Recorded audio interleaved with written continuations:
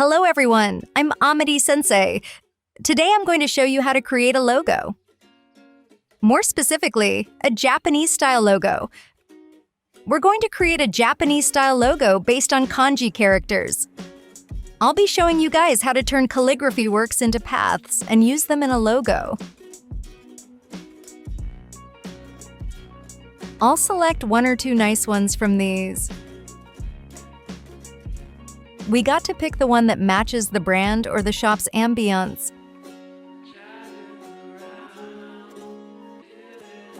This one might be my favorite. I like this one. This isn't my own handwriting, and one of the teachers at iPadmate Kids wrote them for me. This one is written in a good hand. I also like this one, with a more artistic taste. It has this playful presentation. I'll work with these two letters. First, I'm going to open the camera app on my iPad. Simply take a picture. I'm going to take mine right now. I want a nice overhead shot. Don't worry if it's not quite focused to the subject. As long as we can identify the character, we're good. Good. Now this one. It's fine if irrelevant subjects are in the angle of view. At least keep your camera horizontal to the subject as you can. All right, now we're going to cut out only the parts we need. This is called cropping. Now I'm going to go to Illustrator. Open Adobe Illustrator on your iPad and tap Create New. Create a canvas, and any size is okay here. I'll go with 800 by 600 pixels, then hit Create File. Next, in the Import tool, select the photos, and let's import the photo we've just taken. Let's start with this sophisticated one.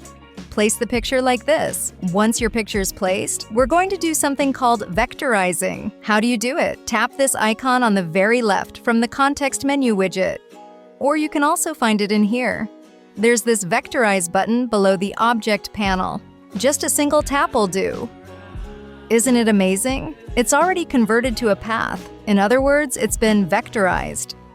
Now, I'm going to make minor adjustments. If you move the sliders of threshold, when you increase the degree, the stroke becomes bold. At 100, the entire image turns black.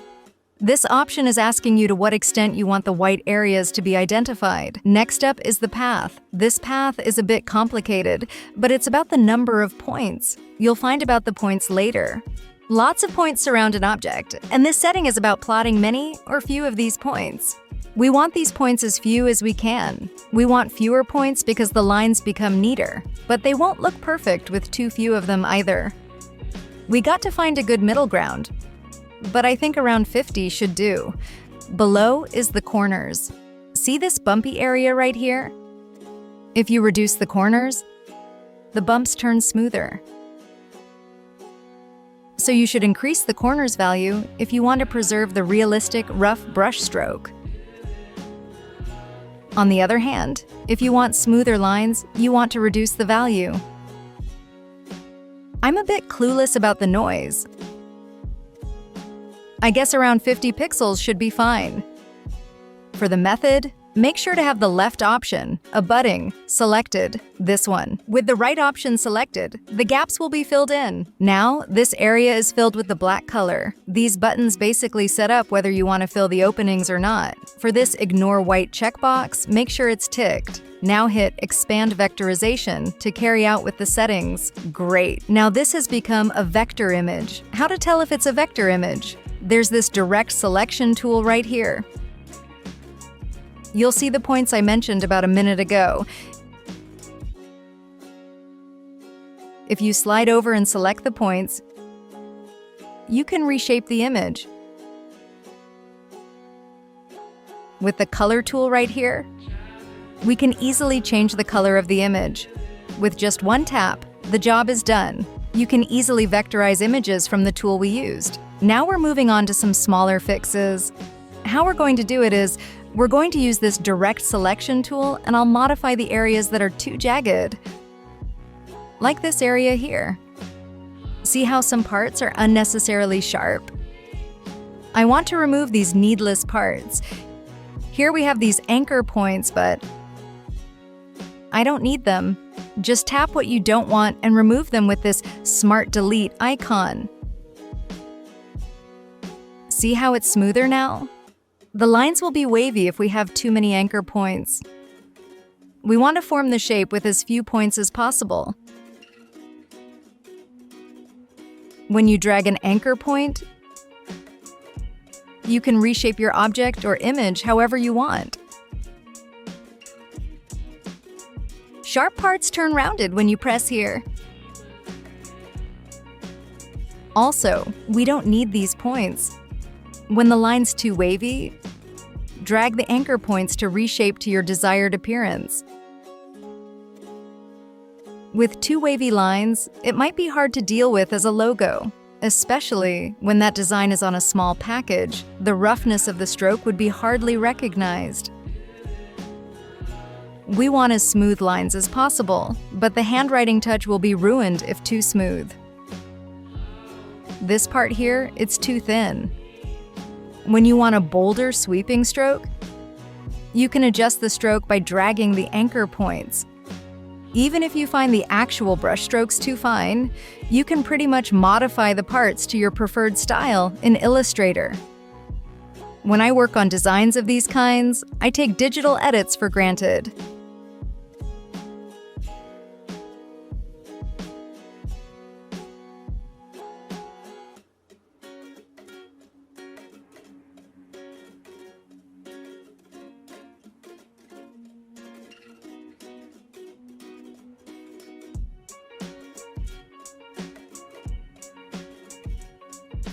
When we adjust the size of the image, make sure to press this touch shortcut as you resize it, or the proportions will not be maintained. Let's work on the other kanji.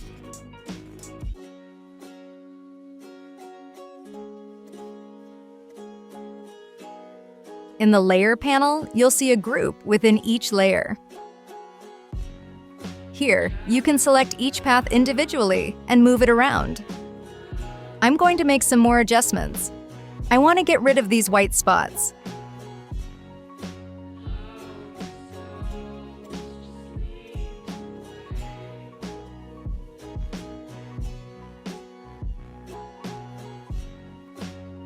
This part is squished, and we want to make it legible. Grab these points and drag them to the right. Now the neat stroke is back. Now I want to add some decorations. But before doing so, this logo is a group right now, but we're going to turn it to a compound path. This one step is pretty important. Tap the Object tool and tap Make Compound Path. What's the difference between group and compound path? To group is to bundle separate shapes together as one set of shapes. And to make a compound path is to integrate everything. Again, group is to bundle them up, and to make compound path is to integrate them. Bear this idea in mind. Now, let's turn this one to a compound path as well. Hit Make Compound Path. Now we're going to create some decorations. I'll use circles for my decoration. I'm going to draw one circle. You can switch between fill and stroke from these two tools. Let's make the outline bolder. We want to duplicate this to create a flower pattern. But doing it manually would be a lot of work, so let's try in a different way. We're going to use Radial Repeat. Simply tap this icon. Here, this flower pattern is created. I'm going to now delete one of the circles. With Radial Repeat, you can change the number of instances by dragging this instance's control up or down. You can have as many circles as you like, but I'm going to go with 4 of them. When you use this round widget, you can change the spacing. In my canvas, the circles are coming on top of each other. When you're good, go ahead and tap Expand under the Object panel. And then, in the same panel, tap Ungroup just below Expand. Now we have a neat flower pattern with each circle as a separate element. Next, I don't need the curves in the center, and I'm going to remove them. When deleting some lines, select the whole pattern and go to the Combine Shapes panel. Here, select the shape builder at the very top, this one right here. As you can see, when you trace over the lines, they are removed. Super cool! Now the shape looks like a family crest. We don't need any of the inner lines, so I'm going to delete them all. Then place the kanji inside the shape like this.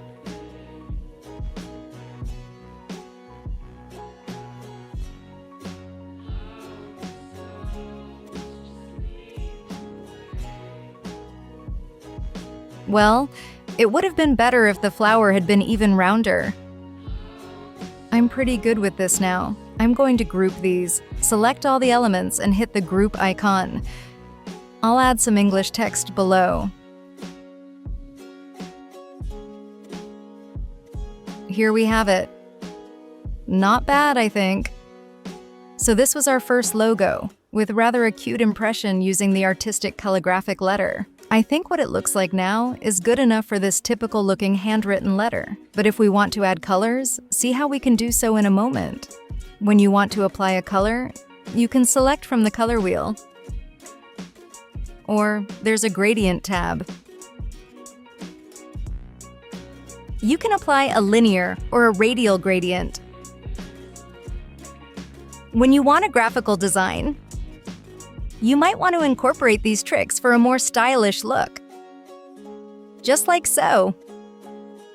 You can also embed images inside this letter. This is a summer greeting design I've created before, and I'm going to import it here. Just drag and drop like this. Now the image is in the front, and I'm going to move this behind the compound path of the kanji. Next, select multiple elements. Hold the touch shortcut and tap the items to be selected at once. Then I'm going to practice the Make Clipping Mask action from the Object panel.